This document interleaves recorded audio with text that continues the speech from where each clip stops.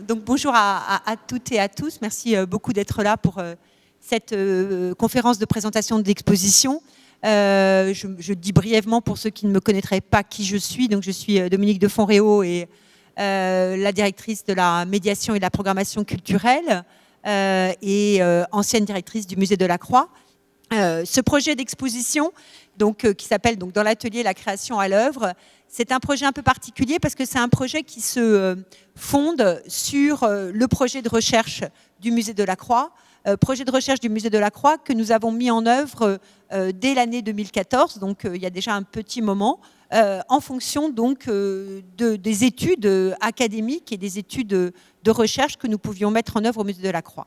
C'était lié à une réflexion de ma part qui était qu'au musée de la Croix, évidemment on parle de Delacroix et ça va de soi et c'est absolument essentiel, mais il est essentiel d'en parler d'une autre manière qu'en parle le musée du Louvre. Sinon ça n'aurait pas tellement de sens de doublonner, de dupliquer chez le petit ce qui se fait très bien chez le très grand. Et donc c'était intéressant que le musée se conçoive une véritable politique de recherche qui lui appartienne. Et il nous a semblé, avec l'ensemble de l'équipe, que ce sujet de l'atelier était un sujet extrêmement fécond, très intéressant, un sujet à la fois qui est un sujet bien sûr académique, mais qui est aussi un sujet de gestion de l'ensemble de l'institution. Et donc ça m'a semblé vraiment un sujet très intéressant à pouvoir porter par rapport au musée de la Croix. C'est un sujet qu'on n'a pas porté tout seul, puisque c'est un sujet qu'on a porté avec les autres musées ateliers de la ville de Paris et de l'État. Et à ce titre-là, on a beaucoup travaillé avec Claire Bessède, donc directrice du musée ENER. Et on a lancé un projet qui s'appelle Rendez-vous à l'atelier, qui a eu lieu en 2017 et en 2018 et qui a de nouveau lieu en 2019, donc en octobre prochain. Et c'est un projet qu'on a porté aussi avec nos collègues du Louvre, nos collègues de Paris-Nanterre, nos collègues de Paris 1, nos collègues aussi de l'ENS et du CNRS. Donc c'est vraiment un projet collectif qui a donné lieu à 3 journées d'études au musée de la Croix et une journée d'études ici au Louvre, et dont les comptes rendus sont d'ailleurs disponibles sur le site du musée de la Croix. Donc c'est vraiment un projet qui est un projet cohérent au long cours, qui est appelé à durer, et qui est vraiment un projet qui permet d'aborder les sujets par les différents prismes. Donc ce projet est né de cette politique scientifique du musée de la Croix, donc étayé aussi par les journées d'études et leurs comptes rendus que vous pouvez tout à fait consulter. Et il est aussi né du travail qu'on a accompli au musée avec les différentes expositions. Et je voulais vraiment aussi remercier l'ensemble de l'équipe qui a travaillé sur ces expositions parce qu'elles ont permis d'explorer aussi d'autres facettes de Delacroix, notamment le rapport à l'écrit de Delacroix, le rapport à l'intime, le rapport à son lieu de création, le rapport aussi à la mémoire et au souvenir. Le musée de la Croix, vous le savez, c'est un peu une sorte d'ermitage d'une certaine manière, où Delacroix a abrité sa création et qu'il a conçu comme un ermitage. Et donc ça permet d'explorer d'autres facettes que celle de Delacroix ici au Louvre. Le musée de la Croix permet aussi de ramener Delacroix chez lui d'une certaine manière et d'avoir l'expérience de sa création. Ce qui est aussi très intéressant et ce qu'il faut toujours rappeler, c'est que Delacroix ne montrait pas ses esquisses, ne les vendait pas, ne les prêtait pas. Donc toutes les esquisses, toutes les études étaient dans son atelier. C'est-à-dire tout ce qu'il a pu faire comme étude, comme esquisse, comme maquette, était dans son atelier et il pouvait donc les réutiliser aussi souvent qu'il le voulait. Ça, je crois que c'est un point très important. Cette notion de refuge et d'ermitage, comme cette notion à la fois d'un atelier mémoriel d'une certaine manière, ça me semble très important chez Delacroix, comme d'ailleurs le rapport à l'écrit. Donc cette exposition, alors c'est le hasard que ce soit la dernière, quand je l'ai conçue, je ne savais pas que ce serait ma dernière au musée de la Croix. Ça, c'est évidemment, alors maintenant elle apparaît comme une sorte de testament, mais c'est un testament totalement involontaire, j'allais dire, parce qu'en fait, je ne l'avais pas conçu comme ça. Mais c'est toujours comme ça. Les circonstances font que parfois les choses se passent autrement que ce qu'on l'avait pensé.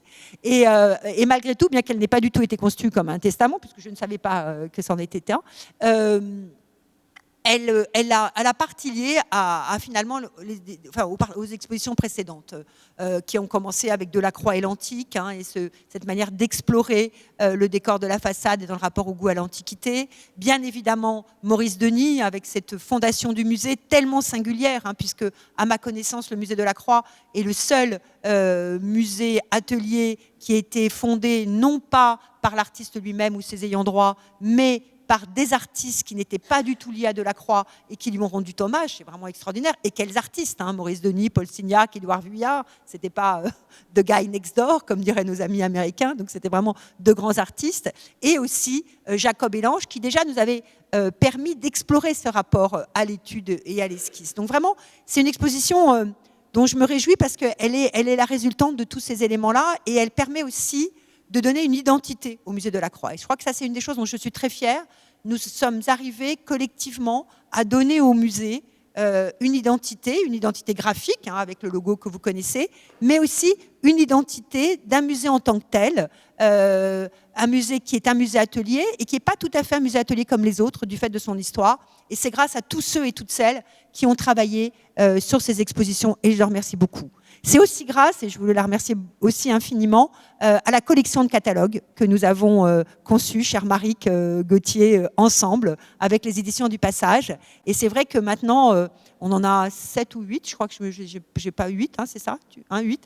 Et du coup, ça permet vraiment de concevoir une véritable collection qui permet d'explorer le musée par ses différentes facettes et qui, je me suis amusée à les regarder comme ça ensemble, et qui, ces différentes facettes, mais en même temps, forment aussi un tout très cohérent. Et ça, je trouve ça vraiment très intéressant.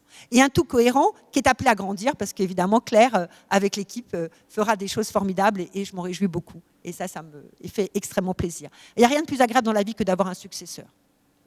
Voilà. Je crois vraiment, parce que ça veut dire qu'on a lancé des choses et qu'elles continuent. Donc, pour moi, c'est vraiment, vraiment très agréable.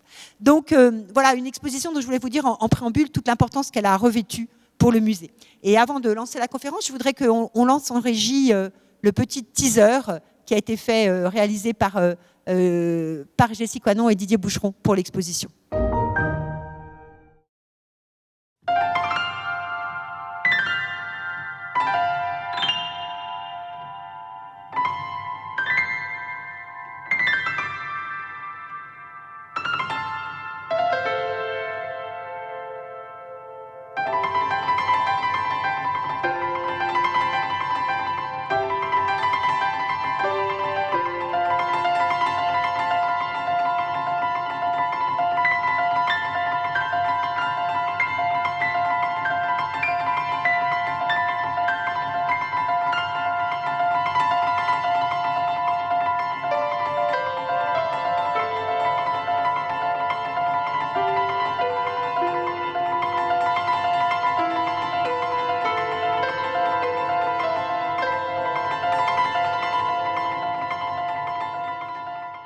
Voilà, un grand merci Jessie pour ce teaser qui passe sur les réseaux sociaux, hein, et qui permet aussi de relancer, enfin, vous savez, l'importance de l'image et qui, je crois, est tout à fait emblématique de ce que nous avons souhaité pour l'exposition. L'exposition, donc, j'en suis la commissaire avec Léa Bismuth, hein, spécialiste d'art contemporain, que j'avais invitée. Et l'idée de l'exposition, qui encore une fois est née de la politique de recherche dont je parlais, mais aussi des expositions précédentes, comme aussi de l'ouvrage que j'ai pu publier sur Delacroix, et est née de cette envie que j'avais de montrer que chez Delacroix, il y avait finalement quelque chose qui allait au-delà du répertoire, parce que ce ne sont pas des répertoires qu'il se crée en gardant ces différentes esquisses, ces différentes études, ces différents modèles, mais quelque chose finalement qui formait une sorte de monde, une sorte de petit théâtre de l'atelier auquel il pouvait se référer, puisque ces études, ces esquisses, ces maquettes, il les gardait par devers lui. Et ça m'a beaucoup intéressée en travaillant sur l'exposition, de voir qu'au-delà même de ce que je connaissais, il y avait des surprises. Par exemple, j'y reviendrai tout à l'heure, mais la maquette d'Orphée qu'on vient de voir, donc Orphée, le décor de l'Assemblée nationale, lui a ensuite inspiré exactement la même composition pour son Ovide qui a été peint rue de Furstenberg, donc dans l'atelier de la rue de Furstenberg. Et il s'est bien sûr servi de la maquette pour faire le paysage d'ensemble. Donc ça, c'est vraiment intéressant de voir qu'il a vraiment réutilisé les choses, et pas forcément dans l'idée de reprise, mais dans l'idée toujours chez Delacroix de cet approfondissement mémoriel, de cette idée de finalement tourner autour, associer des sujets différents, jouer de manière plastique aussi, puisque vous savez l'importance qu'il accordait à la représentation plastique, et trouver toujours au mieux la meilleure représentation par rapport au sujet qu'il avait choisi. Donc cette exposition, alors là de façon totalement subjective, nous l'avons organisée autour d'un certain nombre d'œuvres, puisque ce processus de création que nous dévoilons, nous aurions pu le dévoiler sur toutes les œuvres de Delacroix, mais le musée aurait été trop petit, donc nous le dévoilons que sur un certain nombre d'œuvres, choisies de façon totalement subjective. Si vous me demandez pourquoi, je vous dirai parce que je les aime bien. Il n'y a pas tellement d'autres raisons, vraiment, pas vraiment d'autres raisons, et choisies bien sûr en fonction d'œuvres, soit qui appartiennent à la collection du musée, soit qui ont été peintes au sein du musée. Ce qui nous semblait aussi important de montrer combien ce lieu, a été l'atelier de Delacroix, a été un lieu où il a peint. Donc c'était aussi extrêmement important de le faire. Ça, c'est un point pour moi absolument très important à souligner. Alors cet ensemble, c'est quoi? C'est un ensemble autour de la Madeleine au désert, j'y reviendrai bien évidemment. C'est un ensemble autour des maquettes de décors, la maquette d'Orphée et celle d'Alexandre, autour de Médée, puisque nous avons la chance d'avoir une très belle copie par Théodore Chassériau et que Médée, la version du Louvre, a été peinte donc, rue de Fürstenberg, donc autour de Médée, autour des fauves, puisque 2 de ces derniers tableaux sont dédiés à un tigre et à une lionne, dont vous verrez que d'ailleurs ils se ressemblent étrangement, donc c'est tout à fait étonnant à souligner. Donc des ensembles et autour de l'enlèvement de Rebecca, autour du phénomène de l'enlèvement. Donc des ensembles que j'ai choisis de façon totalement subjective, il y aurait pu y en avoir d'autres, mais cela me semblait très bien pouvoir fonctionner et très bien pouvoir montrer les éléments. Cette idée de prendre une œuvre et d'essayer de montrer comment le processus de création s'est mis en œuvre est aussi partie d'une réflexion qui avait été abordée dans l'une des journées d'études, je ne sais plus si c'était la première ou la deuxième, pardonnez-moi, où finalement on s'était dit que c'était presque une gageure de parler d'atelier quand la personne qui avait conçu et possédé cet atelier était morte depuis plus de 150 ans. Ça veut dire quoi l'atelier de Delacroix? Delacroix, il est mort, et bien mort malheureusement en 1863. Donc comment dire que c'est toujours un atelier? Comment montrer ce processus créatif? Et il nous a semblé qu'il y avait 2 moyens, ce sont ceux que nous avons adoptés. Celui de montrer pour une œuvre donnée un certain nombre d'études, alors pas toutes, mais un certain nombre d'études et d'esquisses préalables, ça c'était un élément, et de sources de Delacroix. Et l'autre moyen aussi, d'inviter des artistes contemporains pour montrer que ce lieu de création est toujours un lieu de création.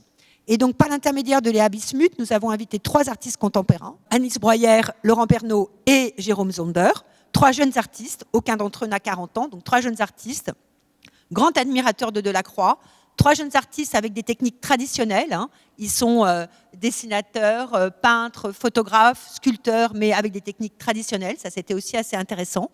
Et avec qui nous avons partagé très tôt la liste d'œuvres, on ne l'avait jamais fait comme ça, on a partagé très tôt la liste d'œuvres et qui ont créé des œuvres au regard des œuvres qui avaient été choisies pour l'exposition.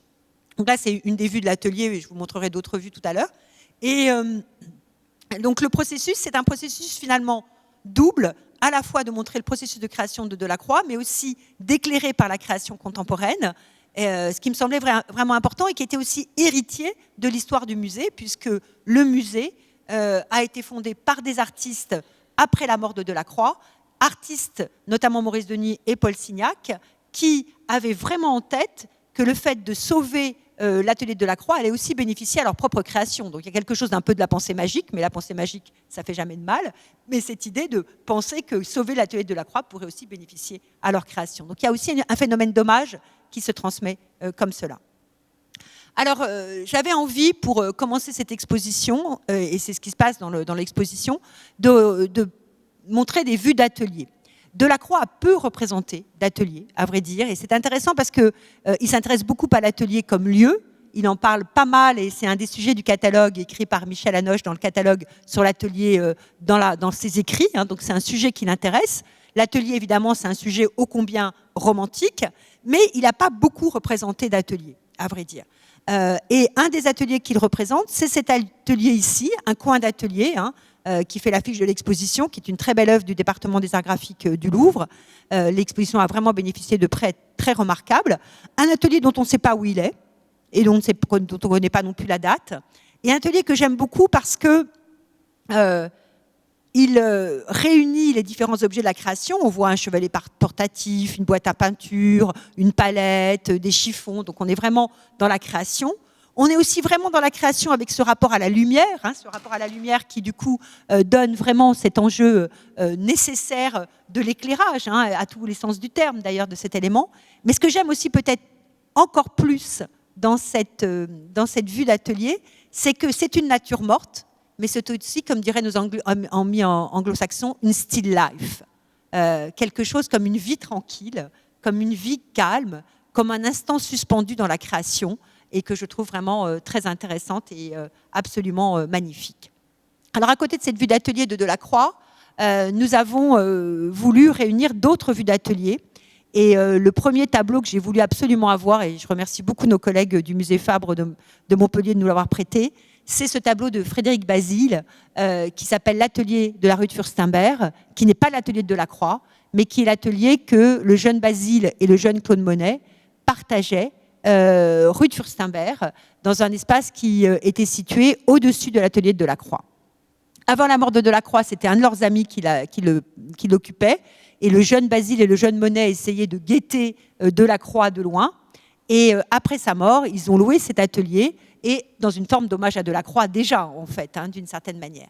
Et cet atelier, qui est un hommage à Monet, puisque les œuvres qui sont présentées ici sont des œuvres du jeune Claude Monet, c'est aussi un hommage à Delacroix, par le lieu et par le titre, donné par Basile lui-même, l'atelier de la rue de Furstenberg, mais aussi par cette évocation du poêle d'atelier qui avait été représenté par Delacroix lui-même. Donc c'est vraiment un atelier qui permet de montrer dans l'atelier du peintre ce phénomène de représentation du lieu de création. Autre œuvre absolument magnifique et prêt majeur du musée d'Orsay, c'est cet atelier de la rue de la Condamine, qui est un atelier que Basile partageait cette fois-ci avec Renoir, dont on voit d'ailleurs des toiles au tableau, et qui monte un atelier plus vaste avec une grande verrière, un atelier donc, qui était situé dans le quartier alors nouveau Europe Saint-Lazare, et qui monte un atelier lieu de vie, puisqu'ils sont présents un certain nombre de peintres et de musiciens qui sont réunis ici. Et on retrouve, c'est amusant, le même détail du poêle qu'on a vu dans l'atelier précédent et que Basile avait certainement transporté de l'un à l'autre. Cet atelier, c'est un hommage à l'atelier comme lieu de vie. C'est un hommage aussi à l'atelier comme lieu de création, à la fois par le fait du travail sur la peinture, mais aussi on voit une étude de Basile pour un de ses grands tableaux. On voit aussi un tableau fini de Basile, Les Pêcheurs, en haut à gauche. Et on voit que c'est un lieu de création, c'est un lieu de sociabilité, mais c'est aussi un lieu d'hommage, puisque là, Basile rend aussi hommage à cette nouvelle peinture, puisqu'on y reconnaît à la fois Basile lui-même, mais aussi Manet et les tableaux de Renoir. Donc il y a quelque chose aussi là très intéressant de voir qu'on est simplement 4 ans après la mort de Delacroix, et Delacroix apparaît ici déjà comme un maître pour ces jeunes artistes, c'est-à-dire comme pour cette nouvelle peinture que Fantin Latour a représentée en 1864 dans l'hommage à Delacroix. Et puis, on a invité Basile, mais j'avais très envie d'inviter de Picasso, parce qu'on avait organisé il y a quelques années, en 2015, une présentation autour des femmes d'Alger de Picasso, qui sont bien sûr une sorte de variation autour des femmes d'Alger de Delacroix. Et je trouvais très intéressant de réinviter Picasso. Et on a eu ce prêt absolument fantastique, époustouflant du Musée national d'art moderne, de l'atelier du peintre et du modèle, un atelier fictif pour Picasso, à la fois fictif et pas fictif. Fictif parce que c'est pas du tout l'atelier de Picasso. Ce peintre ici peint comme Delacroix, ne peint pas comme Picasso. D'ailleurs, le chevalet est très proche du chevalet de Delacroix, la palette aussi. Donc vraiment, c'est un peintre qui peint de manière traditionnelle. C'est pas du tout un peintre qui peint comme Picasso, mais en même temps, avec des échos de Picasso, puisque la tête, par exemple, vient de l'atelier de Picasso, le cheval vient de l'atelier de Picasso. Donc c'est assez amusant parce que c'est une toile qui date du début des années 60, donc après cet hommage à Delacroix par les femmes d'Alger. La palette d'ailleurs porte les couleurs dites des femmes d'Alger, ça c'est Picasso qui le dit, dites des femmes d'Alger de Picasso, de Delacroix, mais il y a aussi une sorte d'association entre une peinture traditionnelle qui est celle de Delacroix et l'art de Picasso dans une sorte de transmission qui me semble tout à fait intéressante à souligner. Et puis je ne l'ai pas présenté ici, mais on a aussi un très beau dessin de Picasso, de l'atelier de la Californie, le dernier atelier de Picasso qui est présenté. Dans ce cadre-là, Annelise Breuer, donc, qui est une des artistes qui a été associée au projet, a fait une très très jolie intervention que vous verrez dans le musée, où elle a convoqué André Labatte, qui était un grand cinéaste spécialiste des films biographiques sur les artistes, que nous avons d'ailleurs beaucoup projeté ici dans les cadres des JIFA, hein, des Journées internationales des films sur l'art. Et Labatte est en train de filmer l'atelier de Ta pièce. Et ce qui est très intéressant, c'est que les images dans le film que Annelise a sélectionnées sont celles où Ta pièce travaille aussi de manière traditionnelle, avec des recherches de pigments et de surface. Donc là aussi, un hommage à Delacroix dans une pièce du musée où on réunit ces différents ateliers. Voilà la pièce donc avec le public où vous reconnaissez l'atelier de Picasso et celui de la rue de la Condamine de Basile. Je voulais aussi, puisqu'on voit notre bannière, remercier beaucoup Marina Vitali et son équipe, et notamment Frédéric Poincelet pour ces belles bannières. Parce qu'on a, ça c'est Maurice Denis ou Frédéric m'avait dit, mais Dominique, vous voulez pas qu'on fasse un peu autre chose que des choses comme d'habitude? Je lui ai dit, allez, top là, on essaye. Et depuis l'exposition, on fait des bannières vraiment créatives, que d'ailleurs après, certains visiteurs s'arrachent parce qu'ils veulent vraiment les garder, et j'en suis très contente. Alors, après cette vision sur l'atelier, la première section qu'on a située dans la chambre, et c'est pas tout à fait pour rien d'ailleurs que je l'ai mise dans la chambre, c'est autour de la Madeleine au désert. La Madeleine au désert, vous connaissez l'œuvre, hein, c'est un des grands chefs-d'œuvre de la collection du musée Delacroix. C'était, vous le savez, parce que je crois que j'ai eu l'occasion de le dire à plusieurs reprises, l'œuvre préférée de Baudelaire. Hein, donc Baudelaire, qui était un grand admirateur de Delacroix, c'était son œuvre préférée. C'est une œuvre que Delacroix aimait aussi beaucoup, puisqu'il l'expose deux fois. Une fois en 1845 au Salon, une fois à l'exposition universelle de 1855. Donc c'est une œuvre à laquelle il attachait beaucoup d'importance. Et c'est une œuvre finalement très énigmatique. Parce que c'est Madeleine au désert, mais normalement, vous le savez bien, l'iconographie de la Madeleine, c'est l'occasion pour les peintres de montrer une femme nue, sous un prétexte religieux, et c'est en général ce que les peintres font. Or ici, la femme est coupée au-dessous du buste, donc de la nudité, il n'y en a point, et en tous les cas pas de possibilité de montrer un nu féminin sous couvert de religion.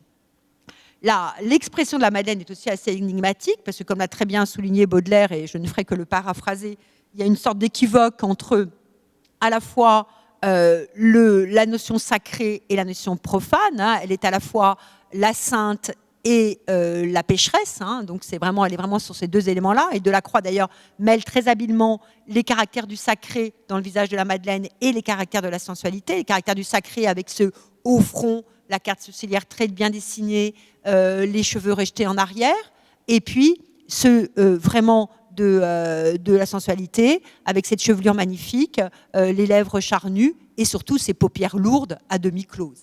Donc il y a vraiment quelque chose de très équivoque qui va aussi sur le fait qu'on ne sait pas bien si elle est vivante ou déjà morte. Il y a un enjeu aussi équivoque entre Eros et Thanatos qui est vraiment renforcé d'ailleurs par le choix de la palette de Delacroix et la manière dont il a posé la couleur avec ces taches de différentes couleurs qui forment la carnation. Donc une œuvre très énigmatique. Et en travaillant les années précédentes sur l'exposition Amour avec Zef Gourari, exposition qui a été présentée à Lens au semestre dernier, on avait une section sur la Madeleine dans laquelle la Madeleine de Delacroix était présente, et à côté d'elle était présentée une Madeleine du Caravage, et tout d'un coup, c'est d'ailleurs tout l'intérêt des expositions, y compris pour les commissaires, c'est en travaillant là-dessus, je me suis dit, mais c'est fou comme la Madeleine de Delacroix se distingue fondamentalement des autres Madeleines précédentes, et notamment celle du Caravage qui était aussi présente dans l'exposition, dans le sens où c'est une tête coupée. C'est-à-dire que Delacroix ose le fait de représenter une tête qui existe en tant que telle. On est dans l'enjeu du fragment, du corps tronçonné et du corps finalement meurtri. Et j'ai trouvé ça vraiment, ça a fait chemin. Enfin, donc du coup, je me suis dit, mais c'est vraiment intéressant ce rapport au fragment de Delacroix, et d'où ça peut-il venir? Et donc, en y travaillant, et notamment en relisant beaucoup le journal de Delacroix, qui est vraiment une lecture à laquelle je vous invite parce qu'on ne s'en lasse jamais, j'ai commencé à travailler sur cette idée de tête coupée et de voir où chez Delacroix c'était déjà arrivé. Donc c'est le cas déjà de cette jeune fille aux yeux mi-clos, dans lequel on retrouve d'ailleurs les mêmes paupières assez lourdes, très belle œuvre qui date du début des années 1820, hein, qui est un très beau prêt des arts graphiques qui est présent dans l'exposition.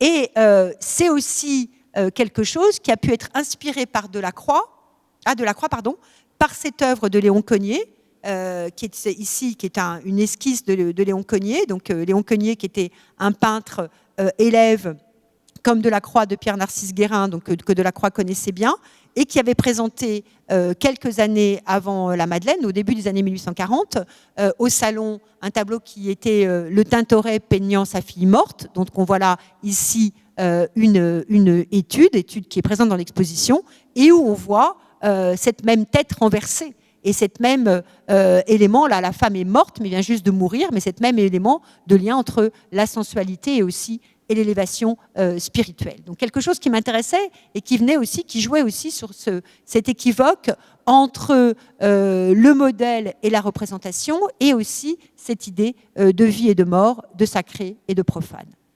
Mais ça venait aussi de choses beaucoup plus douloureuses, et notamment d'une représentation de Géricault, qui est représentée dans l'exposition comme ici, non pas par l'œuvre de Géricault elle-même, de cette tête de condamné à mort, mais par la copie qu'on a faite Jean-Baptiste Carpeaux, qui était un grand admirateur et de Delacroix et de Géricault, on le sait, et donc qui nous a été très généreusement prêtée par le musée de Valenciennes, et cette tête de damné qui est dans notre collection, qui est une étude pour la barque de Dante.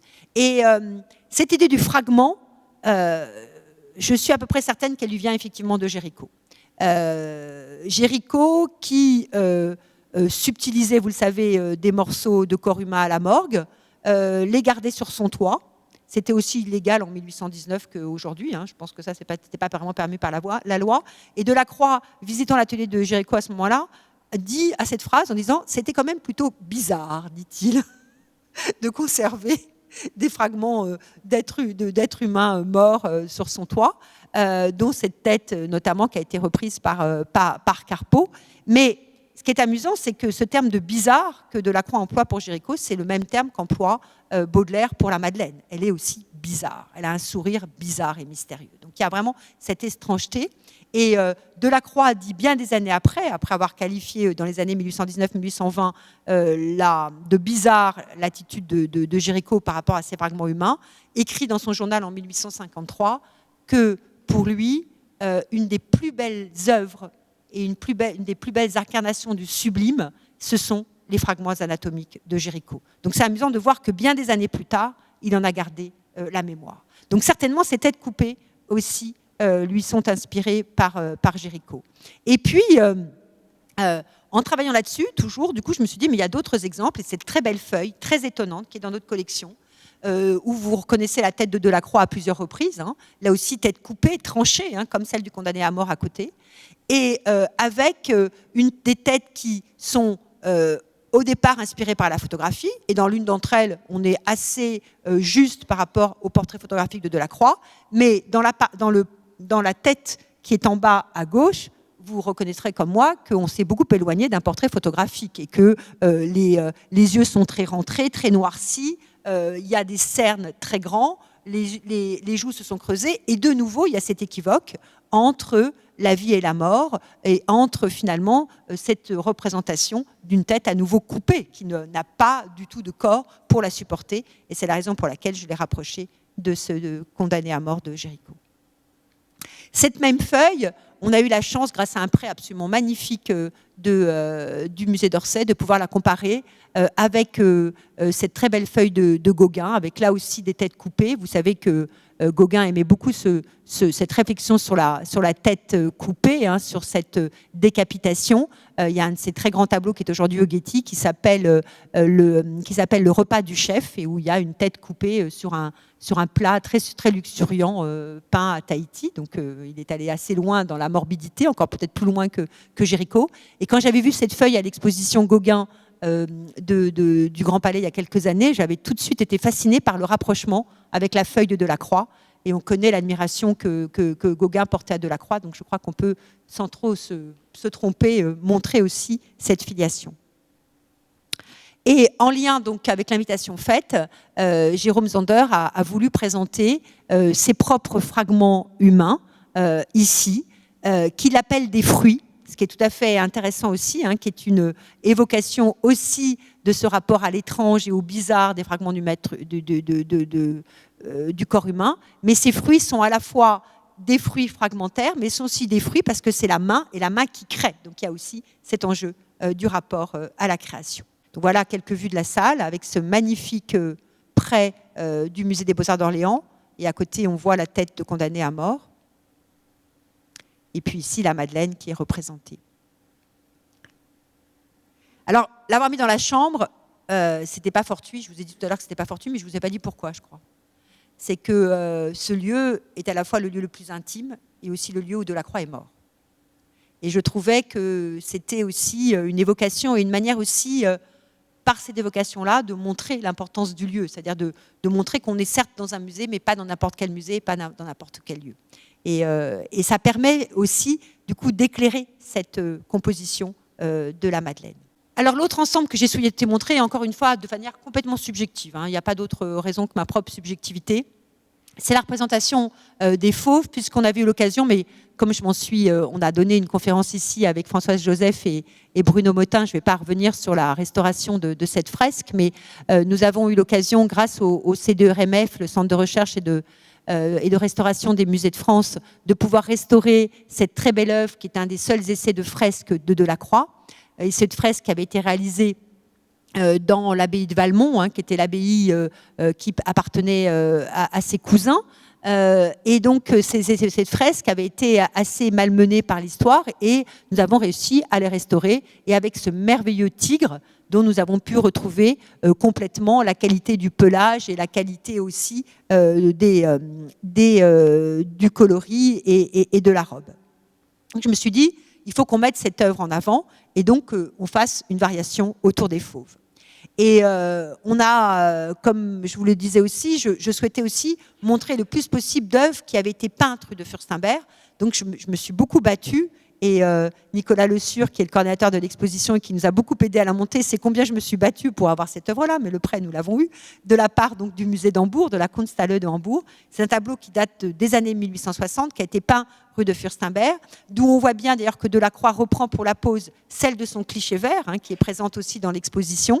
Et ce qui est très étonnant, c'est que c'est un tigre qui est dans un paysage marocain. Évidemment, il n'y avait pas de tigre au Maroc, donc ça, Delacroix n'en a pas vu. Et on voit bien aussi comment Delacroix remploie différents éléments, à la fois la pose de son cliché vert et aussi en même temps des dessins et des aquarelles qu'il a du Maroc. Et ce tigre, nous l'avons rapproché de cette lionne prête à s'élancer, qui est la dernière œuvre de Delacroix, peinte en juin 1863, donnée à sa gouvernante Génie Le Guillou. Et ce qui est très amusant quand on les voit, c'est qu'on voit bien que Delacroix, n'ayant pas vu beaucoup de tigres, ou du moins pas très souvent, ces tigres, ce sont un tout petit peu des lionnes rayées, en fait, pour être tout à fait honnête. Et on voit bien que la pose est d'ailleurs très, très semblable, et l'allure est très semblable. La tête, notamment, la gueule, notamment, est très proche. Et la lionne, c'est très amusant, elle est elle aussi dans un paysage marocain, où il y avait des lions au Maroc à l'époque de Delacroix, mais il n'en avait pas vu, avec un ciel d'Île-de-France. Donc c'est aussi très intéressant de voir comment Delacroix reprend des éléments qu'il a sous les yeux, parce qu'à ce moment-là, ces esquisses du Maroc sont chez lui, donc il peut reprendre, comme ces ciels d'Île-de-France sont aussi chez lui, et recomposer des éléments. Et je suis très, très heureuse de pouvoir rapprocher, non seulement pour aujourd'hui, pour la conférence, mais en vrai, comme disent les enfants, ces deux œuvres, puisqu'elles sont présentes aujourd'hui toutes les deux dans l'exposition. Donc voilà une vue de cet ensemble avec la lionne et avec un ensemble de dessins de Delacroix et de Barye, puisque j'ai voulu rapprocher aussi le travail que Delacroix faisait avec son ami le sculpteur Barye quand ils allaient ensemble à la fin des années 1820 à la Ménagerie du Roi. Et ce qui est amusant, c'est quand Delacroix peint ces deux fauves, il ne va plus à la Ménagerie du Roi, il est revenu du Maroc depuis 30 ans, mais il a toujours ce souvenir-là qu'il, bien sûr, réhabite et qu'il retravaille par la mémoire. Alors, autre ensemble, je vous le disais en préambule, dont je voulais vraiment valoriser, c'est le rapport des maquettes de décors. Le musée Delacroix, aujourd'hui, et ça j'en suis très fière, a la plus grande collection des maquettes de décors de Delacroix. Nous avons, grâce aux acquisitions et grâce à une très belle donation qui nous a été faite aussi l'année dernière et grâce aussi au soutien de la Société des Amis du musée Eugène Delacroix, pu vraiment réunir un ensemble de maquettes de décors tout à fait important. C'est un point qui me semble très important parce que c'est souvent difficile de parler de Delacroix en éludant les décors. C'est-à-dire qu'il est un peintre de chevalet, on le sait, il est aussi un des grands peintres de grands décors, et vous vous souvenez l'année dernière, avec à la fois l'exposition rétrospective, magnifique exposition rétrospective ici, et l'exposition Jacob et l'Ange, combien nous avions essayé de faire le lien en faisant un parcours dans Paris, mais je crois qu'un certain nombre d'entre vous avaient pu le faire. Et ces décors monumentaux sont fondamentaux pour lui. C'est très important parce que Delacroix ne s'y trompe pas, le grand décor, c'est la marque du grand peintre. Et c'est la marque aussi de s'inscrire avec les maîtres. Et donc, là, dans la collection, nous avons notamment la très belle maquette d'Orphée, hein, Orphée qui est un des décors de l'Assemblée nationale. Et c'était le décor préféré de Delacroix. Je veux dire que c'est aussi mon décor préféré, mais parce que je le trouve absolument splendide. À l'Assemblée nationale, il n'est pas très facile à voir, pour beaucoup de raisons, notamment parce que l'accès à l'Assemblée nationale n'est pas très facile, mais aussi parce qu'elles ne sont pas très visibles. Et cette maquette est donc extrêmement précieuse. Nous l'avons fait restaurer, ce dont je suis très contente. La photographie ici est avant restauration, mais nous l'avons fait restaurer. Et aussi installée dans une vitrine nouvelle, grâce aux ateliers muséographiques que je remercie très, très, très, très vivement.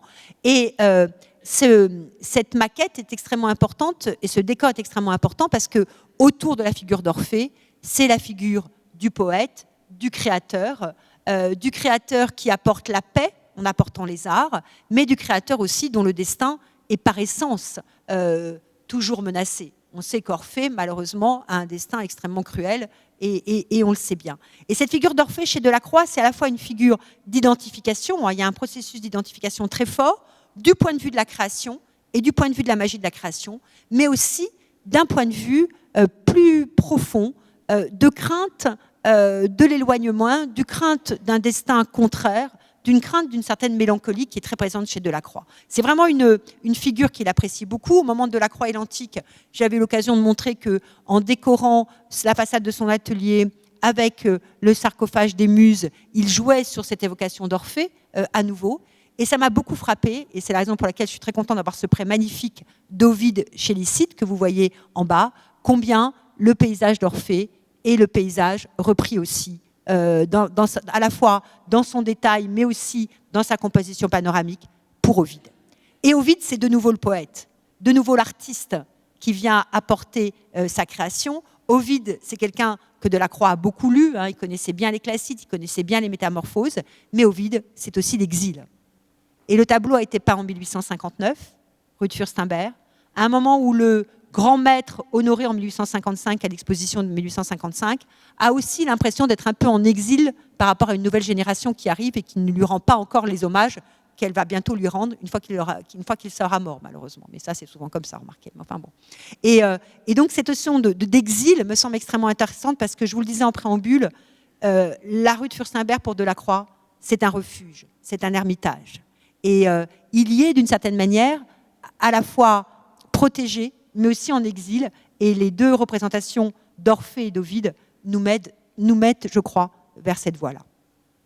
Donc ça, c'est la belle vitrine qui a été réalisée pour la maquette, ça je m'en réjouis beaucoup, et que je vous montre ici. L'autre grand décor que nous mettons en valeur, c'est le décor de Alexandre faisant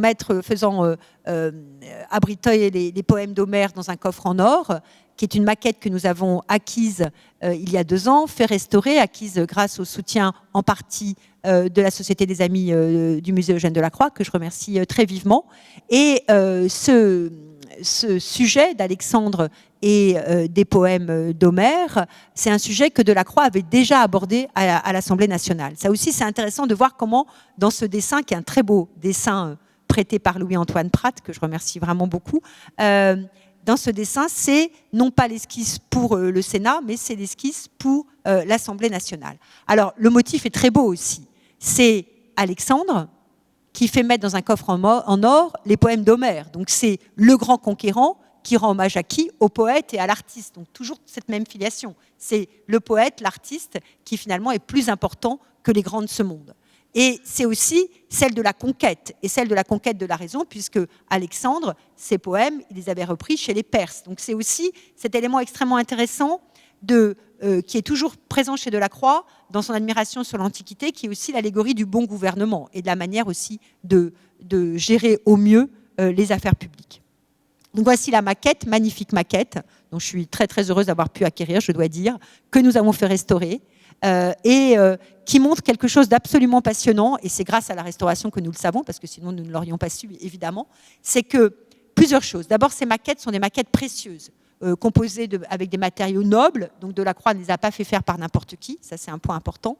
Et l'autre chose peut-être encore plus important, c'est qu'on aurait pu imaginer que Delacroix avait peint, et après avait mis sa toile peinte dans la maquette, or c'est exactement l'inverse. Il fait préparer la maquette, et la toile est marouflée vierge dans la maquette, de manière très certainement pour lui de tester le geste. Parce que ce n'est pas facile de peindre sur un coup de four en hauteur. Donc de tester le geste et de voir comment le geste peut s'équilibrer. Et ce qui est intéressant, c'est que les deux maquettes, d'ailleurs, les deux décors ont le même type de composition, avec une composition qui, en leur centre, a cette victoire ou cette gloire qui vient ici couronner Alexandre, mais qui venait couronner Orphée tout à l'heure, et que en faisant ce travail-là, Delacroix a après un peu bougé les choses par rapport au décor final, notamment ici, ça lui a permis de rehausser Alexandre, parce qu'il s'est aperçu certainement avec la maquette que Alexandre était un tout petit peu trop bas, donc dans le décor final, il est beaucoup plus haut. Ce qui est aussi intéressant par rapport à ce décor-là, c'est que, certes, le motif, c'est les poèmes d'Homère enfermés dans un coffre en or, ce que vous voyez bien le coffre en or donc dans la partie gauche, mais il y a un magnifique trophée splendide d'armes qui sont les trophées que Alexandre a récupérés dans sa conquête du monde, hein, qui est allé bien sûr jusqu'à l'Indus. Et ce qui est intéressant ici, c'est que finalement, ces grandes victoires ne sont que de nature morte, et ce qui est vivant, c'est la poésie. Et ça aussi, ça renvoie aussi à ce que je disais aussi tout à l'heure par rapport à la création et par rapport à l'atelier. Alors, autre sujet qu'on a choisi, parce que nous avions eu la chance de pouvoir acquérir la copie par Chassériau, mais aussi parce que c'est un motif que j'aime beaucoup, c'est Médée. Médée, au moment de la Croix et l'Antique, on avait pu montrer déjà combien c'était un sujet auquel Delacroix s'est intéressé très tôt. Apparemment, dès 1818-1819, vous verrez dans le catalogue, c'est rappelé, donc vraiment très tôt. De manière d'ailleurs assez étonnante, parce que c'est pas un moment, on est bien avant la grande fortune de Médée qui vient plutôt dans la deuxième partie du 19e siècle et bien sûr ensuite au 20e siècle, ça va de soi. Mais donc il s'intéresse beaucoup aux personnages, et il s'intéresse aux personnages dans une dimension à la fois de rapport à la Grèce et à l'Antiquité et à la mythologie grecque, hein, et notamment aussi par rapport à la Grèce contemporaine, puisque sa Médée lui aussi inspirée par la Grèce contemporaine, dont vous savez bien qu'il la représente, mais aussi donc en mêlant à la fois mythologie et Grèce contemporaine, mais en mêlant aussi Médée, la figure antique et Shakespeare. Hein. Il y a de la Lady Macbeth hein, dans sa Médée, il y a le proie à la folie, il y a cette dualité de Médée qui est à la fois une héroïne positive hein, qui aide Jason à conquérir la toison, mais qui est aussi meurtrière par dépit, meurtrière parce que Jason l'a trahie, et que donc elle tue ses enfants pour se venger de Jason, mais d'une certaine manière aussi en s'immolant elle-même. Hein. Il y a beaucoup de dualité chez Médée. C'est un sujet que Delacroix a peint 3 fois. Il y a eu 3 Médées dans l'histoire de Delacroix. Celle de 1838, du salon de 1838 qui est à Lille et dont nous voyons ici l'esquisse qui a été prêtée par le musée des Beaux-Arts de Lille, et je les remercie beaucoup pour l'exposition. Une qui était conservée à Berlin et qui a malheureusement disparu pendant la Seconde Guerre mondiale, et celle du Louvre qui nous a été prêtée, qui a été peinte rue de Fürstenberg et qui nous a été prêtée pour l'exposition et que je vous montre ici. Donc on a vraiment la grande possibilité de faire une très très belle variation sur Médée. Alors on a eu vraiment des prêts époustouflants par le musée des Beaux-Arts de Lille, hein, avec ces très beaux dessins préparatoires. Il y a un certain nombre qui nous ont été prêtés. Vous pourrez donc vraiment les admirer, ça j'en suis très heureuse. Et regardez simplement celui du bas, où il y a effectivement une esquisse pour Médée, mais il y a aussi une femme à la tête renversée, et c'est sur un dessin de Médée déjà une première pensée pour une autre œuvre dont je vous parlerai tout à l'heure, qui est l'enlèvement de Rebecca. Donc vous voyez aussi la manière dont Delacroix travaille en associant différents sujets sur une même feuille qu'il garde par devers lui et auquel il peut se référer quand ensuite il se met à travailler sur la peinture. Alors l'évocation aussi, c'est que j'ai voulu comparer, on a fait cette comparaison avec George Sand. Alors pourquoi George Sand, me direz-vous, mais dès George Sand, mais Que racontez-vous? C'est une anecdote où, dans une conversation qui avait été rapportée par un des amis de Sand, Delacroix avait en riant dit à George Sand, vous êtes ma Médée. Parce que Sand se battait pour garder la garde de ses enfants, Solange et Maurice, et donc dans ce combat pour ses enfants, Delacroix, qui à ce moment-là travaillait sur sa première Médée, avait associé son ami à l'héroïne grecque. Et dans le fond des dessins du musée des Beaux-Arts de Lille, il y a ce très beau profil de femme qui n'est pas sans ressembler à George Sand, et donc que nous avons comparé avec le très beau portrait que nous avons dans notre collection. Donc, pour m'aider, vous verrez, on a vraiment un ensemble magnifique que vous aurez l'occasion de regarder et que nous rapprochons aussi d'une autre œuvre de Léon Cogniet, qui est une esquisse pour le massacre des Innocents, tableau qui avait été présenté par Léon Cogniet en 1824 au Salon, et qui est toute une autre mère meurtrie, avec une composition que Delacroix a en partie repris dans sa Médée. Une autre thématique que j'avais envie de traiter, c'est celle des enlèvements. Alors, vous allez dire que c'est bien un testament finalement, parce que je suis un peu morbide. C'est pour ça que je suis sûre que tout le monde va écrire après que c'était un testament, parce qu'il y a de la fureur et un peu de morbidité au sens italien du terme. C'était évidemment pas un testament puisque je ne le savais pas, mais ce qui a aussi conduit mes choix, au-delà de la subjectivité des œuvres que j'aime bien, mais ça a été une bonne raison. L'autre, c'était aussi parce que j'avais aussi envie de montrer ce Delacroix de la fureur, ce Delacroix sombre, qu'on ne montre pas vraiment beaucoup. On a fait beaucoup de Delacroix, et c'est vrai, il est le maître de la nouvelle peinture, de l'impressionnisme, par la couleur, ce qu'il est évidemment aussi.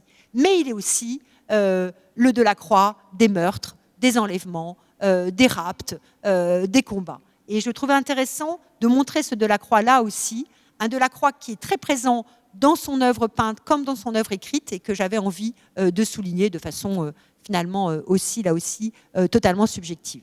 Et enlèvement avec cette très très belle variation de Delacroix sur un des caprices de Goya, caprice de Goya que Delacroix possédait, et on sait que Delacroix admirait beaucoup Goya, et cette variation très sombre de l'enlèvement, où on retrouve d'ailleurs à la fois Goya, mais aussi Géricault. C'est intéressant aussi de voir que là s'entremêlent différentes inspirations, c'est-à-dire c'est parfois difficile d'aller trouver ce qu'il a cherché chez l'un ou chez l'autre. Vous voyez les prêts magnifiques qu'on a eus. Tout ça est au musée. Tout ce que je vous montre est aujourd'hui au musée. Donc c'est vraiment une exposition très, très, très, très, très magnifique. Ces enlèvements, c'est un thème qui l'intéresse beaucoup. Il le traite à plusieurs reprises. Il le traite avec l'enlèvement de Rebecca, qui lui est inspiré par Walter Scott. Enlèvement de Rebecca qu'il traite à plusieurs reprises, et notamment par la peinture 2 fois. Une fois par la peinture du Met, une fois par la peinture qui est au Louvre. Et là, c'est un très beau dessin préparatoire donc, à la peinture du Métropolitain. Mais il le traite aussi avec ce très beau tableau des pirates africains qui enlèvent une jeune femme. Tableau qui est assez tardif, puisqu'il date des années 1850, alors qu'il est inspiré des orientales de Hugo, qui ont été publiées, vous le savez, à la fin des années 1820. Orientales de Hugo, où on retrouve d'ailleurs beaucoup de similitudes dans la pensée hugolienne avec celle de Delacroix. Le jeune Hugo et le jeune Delacroix se connaissaient d'ailleurs assez bien. Après, ils ne se sont plus beaucoup fréquentés, mais ils se connaissaient et ils sont évidemment l'un comme l'autre des grands promoteurs de la pensée romantique. Et ici, cet enlèvement donc, par des pirates africains, qui est très proche du texte de Hugo, et qui en même temps est aussi une façon de se remémorer le Maroc. Et c'est amusant de voir que Delacroix revient ici bien des années plus tard, puisqu'on est au milieu des années 1850, bien des années plus tard au Maroc, mais aussi aux lectures des orientales de Hugo, avec une palette colorée absolument magnifique, qui lui est inspirée notamment par les objets marocains qu'il a rapportés et qu'il a dans son atelier. Donc l'exposition, c'est donc aussi une exposition pour laquelle nous avons eu ces interventions contemporaines, et j'ai parlé tout à l'heure de ce que Anne-Lise Breuillard avait fait pour les ateliers, de ce que Jérôme Zander avait fait pour les fragments, et je voulais ici vous présenter le travail très subtil que Anne-Lise a fait dans l'antichambre de l'atelier. Anne-Lise est quelqu'un qui travaille beaucoup sur l'atelier de l'artiste, à la fois le sien propre mais aussi celui des autres, et elle travaille aussi beaucoup sur ce processus mémoriel de l'atelier de l'artiste. Elle dit que l'atelier est un lieu de mémoire, y compris quand il est en train d'être utilisé par l'artiste. C'est un lieu de mémoire après, mais c'est aussi un lieu de mémoire parce que c'est la mémoire de l'artiste qui est à l'œuvre d'une certaine manière. Et on a beaucoup réfléchi sur cette notion de création à l'œuvre, qui est d'ailleurs le titre de l'exposition. Et elle a réalisé une œuvre tout à fait étonnante, qui était une photographie qui était sur un miroir regratté et repeint, photographie du dessin, pas du dessin, photographie du jardin de Delacroix à Champ-Rosay, donc sa maison de campagne qui est dans l'actuel département de l'Essonne, mais dans lequel se reflète, grâce à la lumière, le jardin de Delacroix de la rue Furstenberg. Donc c'est une manière aussi de lier le rapport à la mémoire, au souvenir, et d'associer à la fois les deux refuges de Delacroix à ce moment-là, qui sont à la fois sa maison de Champ-Rosay et l'atelier et le jardin de la rue de Furstenberg.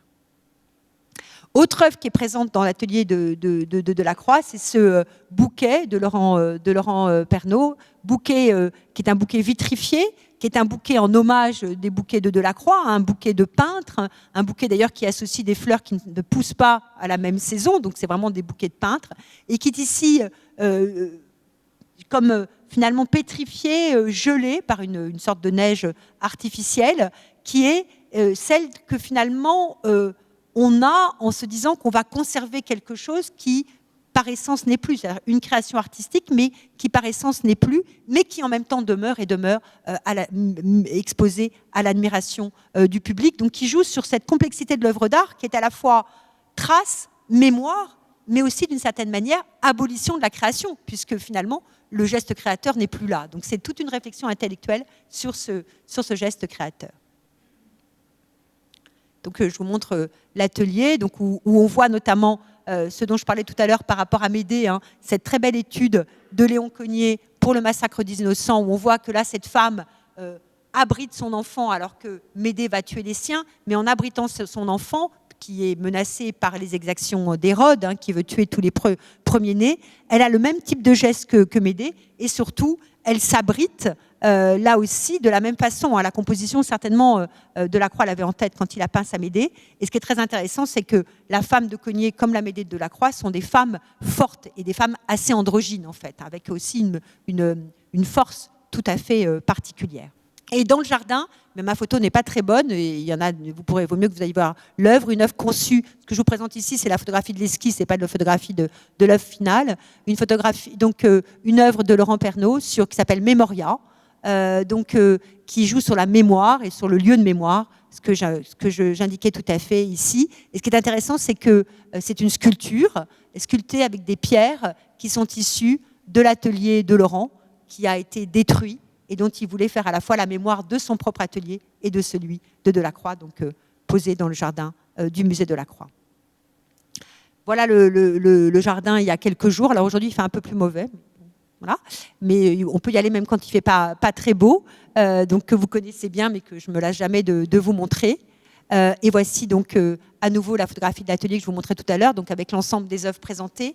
Une très belle exposition, très riche, avec un catalogue aussi très riche, avec des essais à la fois de Xavier Greff, de Bertrand Tillier, de Michel Hanoche notamment, de Léa Bismuth, donc vraiment sur le phénomène de l'atelier, la création chez Delacroix, des essais aussi avec des notices regroupées, donc je suis très heureuse aussi de ce catalogue, et un grand merci aux éditions du Louvre et à celles du Passage pour ce très bon catalogue que nous avons réalisé, qui est d'ailleurs en vente là aussi si vous le souhaitez. C'est une exposition qui donne lieu à un programme artistique et culturel très riche, avec notamment en ce moment les impromptus musicaux qui sont conduits avec le conservatoire du 6e arrondissement, avec une très belle fête de la musique le 21 juin qui sera donnée avec les ateliers des artistes en exil, hein, et qui est conduit notamment par Jessie Coinon, que je remercie beaucoup, avec un certain nombre de conférences et de présentations. Donc n'hésitez pas à vous reporter au site du musée. Donc le musée est ouvert pour